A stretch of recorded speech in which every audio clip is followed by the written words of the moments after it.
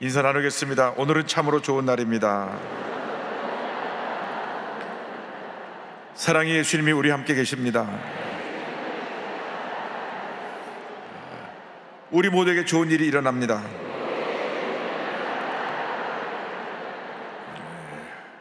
할렐루야.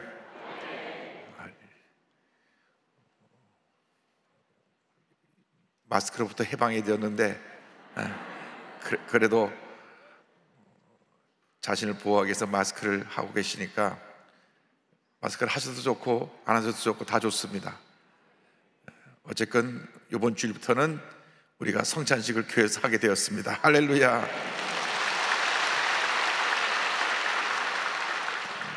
삼 년 동안 참 고생이 많았습니다. 때가 되어서 이제는 코로나가 있든지 없든지 그냥 가는 것입니다.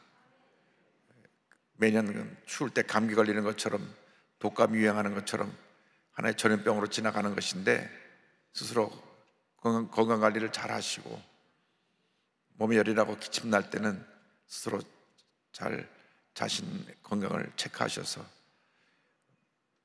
너무 기침이 심해서 예배 드리는데 이웃 사람들에게 지장을 주겠다 하면 집에서 인터넷으로 예배를 드려도 또 주님이 귀하게 보시고 복을 줄 줄 믿습니다.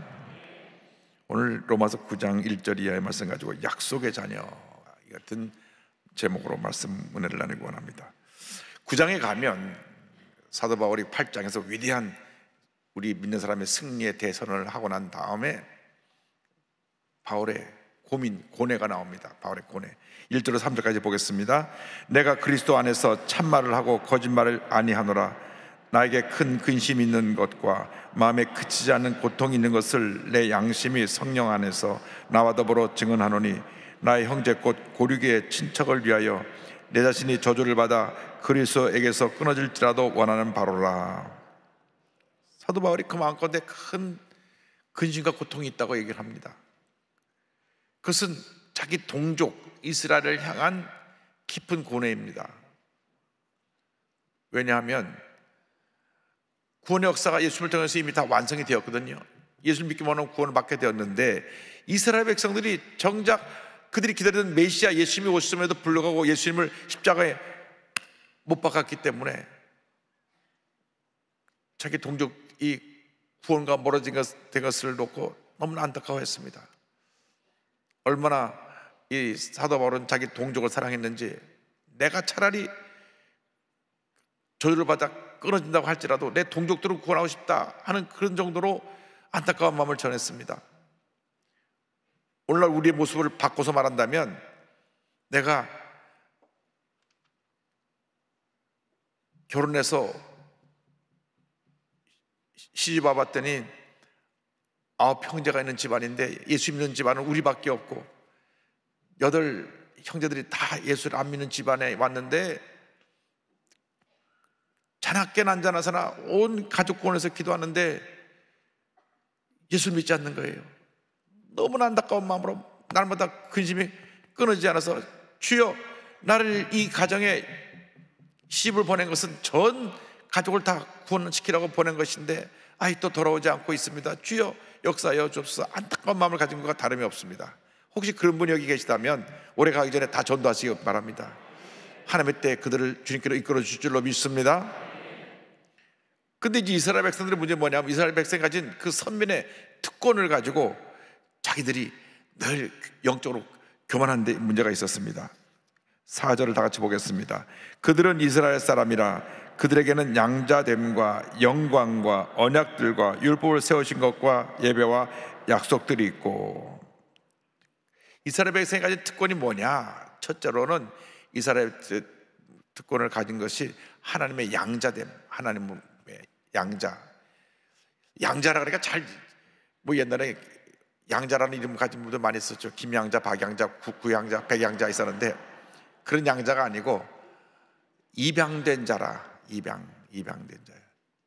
영어로 어댑션, 입양했다 그러지 않습니까? 그러니까 입양된 자, 입양됐다는 걸 말합니다. 하나님으로부터 입양됐어요. 왜? 우리는 죄 가운데 있다가 하나님이 우리를 구원해 주셨기 때문에 입양된 겁니다. 그렇죠?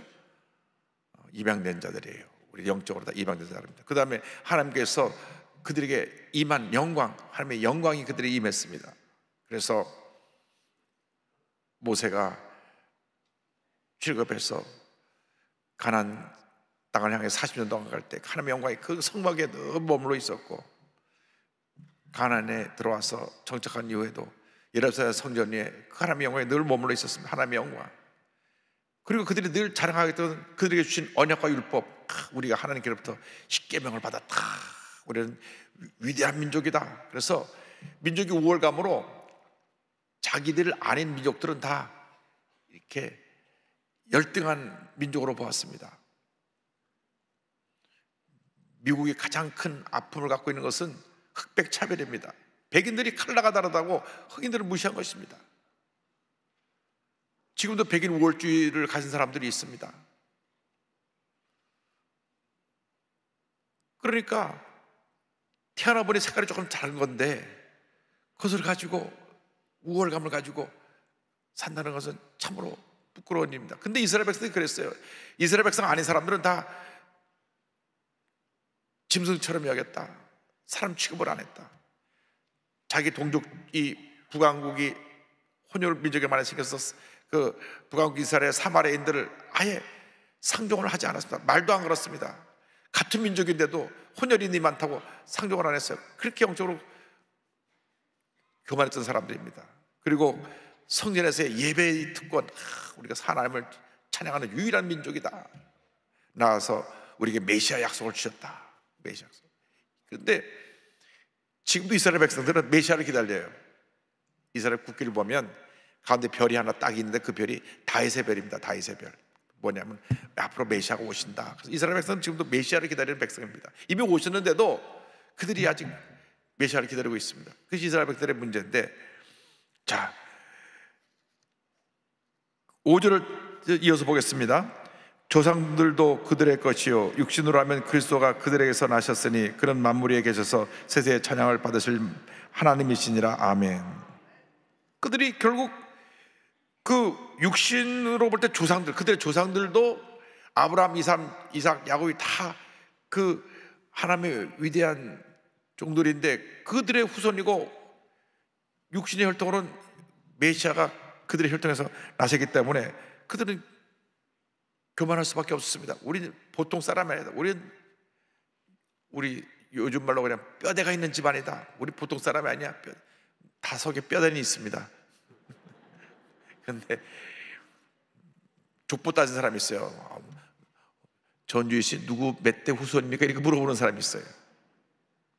우리는 하나님의 복받은 자녀들이지 그런 인간적인 혈통의 자랑을 하는 것이 아닙니다. 그러나 지금도 이스라엘 사람들은 굉장히 그것에서 아주 자부심을 갖고 있어요. 우리는 보통 사람이 하나님이 택한 하나님의 사람들이다. 그런데 그러면 이 언약이 유효하냐 유효하지 않냐, 언약의 유효성에 대해서 바울이 말합니다. 6절입니다. 그러나 하나님의 말씀이 폐하여진 것 같지 않도다. 이스라엘에서 난 그들이 다 이스라엘이 아니요. 이스라엘 백성들이 불신앙으로 예수님 십자가를 못 박았다고 해서 언약이 무효화된 것은 아니다. 그렇지만 이스라엘 혈통 모두가 다 하나님의 언약의 대상이 된 것은 아니라고 설명합니다. 그래서 아브라함 자녀 중에 이삭에게서 난 자가 참 이스라엘로 인정된다고 하는 말씀이 9절 7절에 나옵니다. 7절 다 같이 보겠습니다. 또한 아브라함의 씨가 다 그의 자녀가 아니라 오직 이삭으로부터 난 자라야 내 씨라 불리리라 하였으니, 아브라함의 씨라고 다 진정한 자녀가 아니고 오직 이삭으로 태어난 자녀만 아브라함의 씨로 인정을 받게 된다.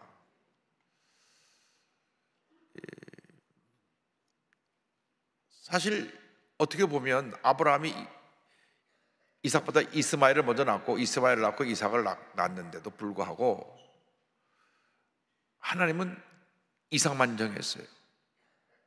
아니, 아브라함이 다 난 아들인데 왜 이삭을 인정하고 이삭만 인정하지 않습니까? 그것은 우리의 질문할 내용이 아닙니다. 여기 컵이 있는데 왜 나를 컵으로 만들었습니까? 나를 접시로 만들지 않고. 이 컵이 항의할 수가 없어요. 만들 때 이 컵으로 만들어서 컵을 만든 겁니다. 그것은 하나님의 절대적인 주권이고 선택입니다. 하나님의 선택 결정에 대해서 우리가 뭐라고 말할 수 없어요. 태어나 보니까 아들이고 태어나 보니까 딸인데 왜 나를 딸로 낳으셨나요? 왜 나를 아들로 낳으셨나요? 이렇게 얘기해봐야 의미가 없는 거예요. 태어나니까 그렇게 된 건데요, 자기 의지로 아들, 딸이 될 수 있는 게 아닙니다. 그러니까 하나님의 역사에 대해서 우리가 뭐라고 토를 할 수가 없는데, 하나님은 아브라함 자손 중에서 약속의 자녀를 택하셨다. 8절입니다. 곧 육신의 자녀가 하나님의 자녀가 아니요 오직 약속의 자녀가 씨로 여김을 받느니라.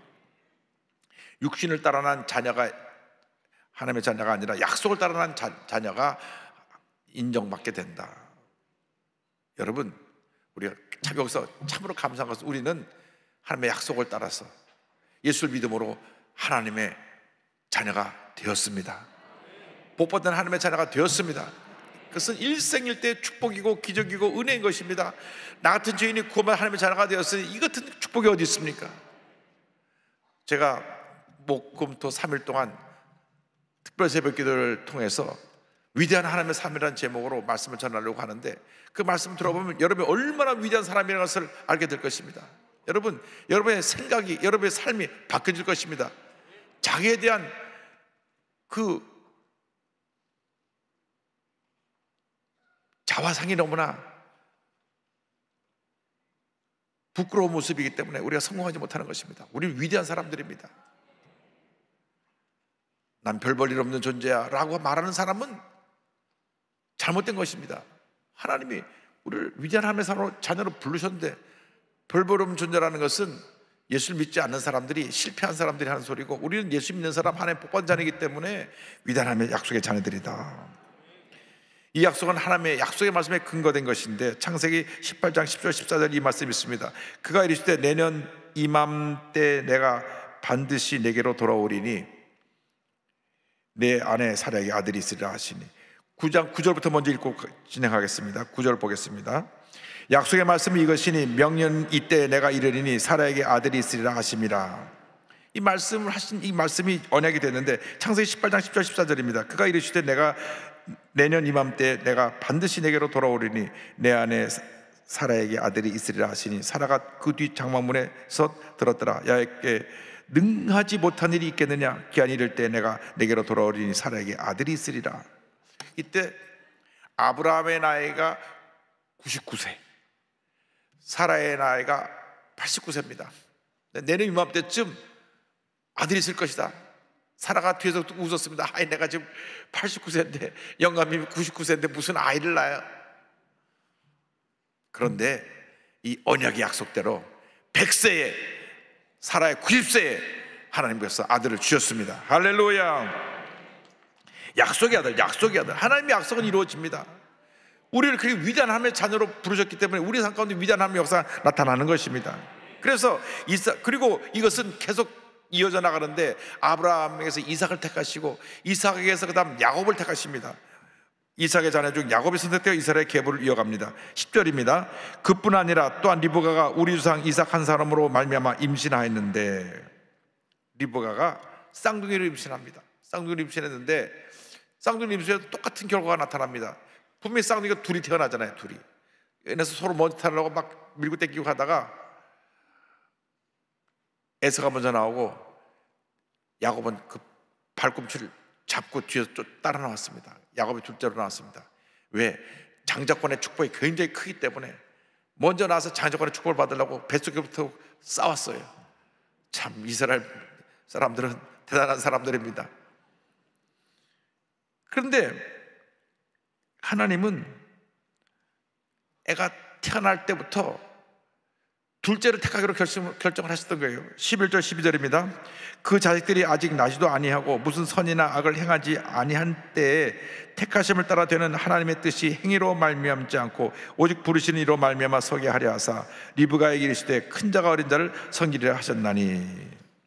아직 태어나지도 않았습니다. 아이들이 선과 악을 행한 적도 없으며 태어나기 전에 선과 악을 행할 일도 없는데, 하나님의 선택, 절대 주권에 의해서 작은 자, 동생을 선택해서 큰 자, 형이 동생을 섬기도록 만들어 놓은 것입니다. 하나님의 절대 주권을 계속해서 강조하고 있습니다. 창세기 25장 23절 이런 말씀이 나옵니다. 야훼께서 그에게 이르시되 두 국민이 내 태중에 있구나. 두 민족이 내 복중에서 나누이리라. 이 족속이 저 족속보다 강하겠고 큰 자가 어린 자를 섬기리라 하셨더라. 그래서 이 큰 자는 첫째 아들 에서를 말하고 작은 자는 야곱인데 에서가 야곱을 섬기겠다고 말합니다. 13절 다 같이 보겠습니다. 기록된 바 내가 야곱은 사랑하고 에서는 미워하였다 하신과 같으니라. 그래서 하나님이 약속의 자녀, 택한 자녀 아브라함, 그 다음에 이삭, 야곱을 일방적으로 사랑하시고 그를 하나님의 약속의 자녀로 삼으시고 에서와 그의 후손 에돔은 미워하셨다 그렇게 되어 있는데, 미워했다는 말이 아니고 원어를 가보면 덜 사랑하셨다 이렇게 되어 있습니다. 그래서 말라기 1장 2절 3절에 그 말씀이 나오는데요. 야훼께서 이르시되 내가 너희를 사랑하였노라 하나 너희는 이르기를 주께서 어떻게 우리를 사랑하셨나이까 하는도다. 야훼가 말하노라 에서는 야곱의 형이 아니냐. 그러나 내가 야곱을 사랑하였고 에서는 미워하였으며, 그러니까 덜 사랑하였으며 그의 산들을 황폐하게 하였고 그의 산업을 광야의 이리들에게 넘겼느니라. 하나님이 더 사랑하는 사람이 있었어요. 야곱이 인간적으로 볼 땐 참 간교하고 아버지도 속이고 또 외삼촌하고도 갈등이 있고 문제가 많았어요. 그러나 하나님이 야곱을 택하신 것입니다. 마지막에 물론 야곱을 하나님의 사람으로 쓰시기 위해서 야프각 나루토에서 그의 환도뼈를 쳐서 부서뜨려 가지고 평생 다리를 절게 만들었습니다. 야곱이 다리를 저는 장애인이 되었을 때 위대한 하나님의 사람으로 완전히 변화가 된 것입니다. 택함은 만전에 이미 택함을 받았는데 환도뼈가 부러지고 난 다음에 와장창 허리뼈가 부러져서 저를 걷지 못하고 다리를 절게 되었을 때 위대한 하나님의 사람이 되었습니다. 여러분, 하나님이 우리를 일방적으로 택하였지만 우리 하나님께 쓰임 받으려면 우리가 깨어져야 됩니다. 낮아져야 됩니다. 와장창 깨어질 때 하나님이 위대한 사람으로 우리를 높여주시는 것입니다. 하나님의 절대 주권에 대해서 14절 말씀합니다. 14절 보겠습니다. 그런즉 우리가 무슨 말을 하리요? 하나님께 불의가 있느냐? 그럴 수 없느니라. 하나님의 절대 주권에 대해서 인간은 아무 말도 할 것이 없습니다. 15절입니다. 모세에게 이르시되 내가 긍휼히 여길 자를 긍휼히 여기고 불쌍히 여길 자를 불쌍히 여기리라 하셨으니,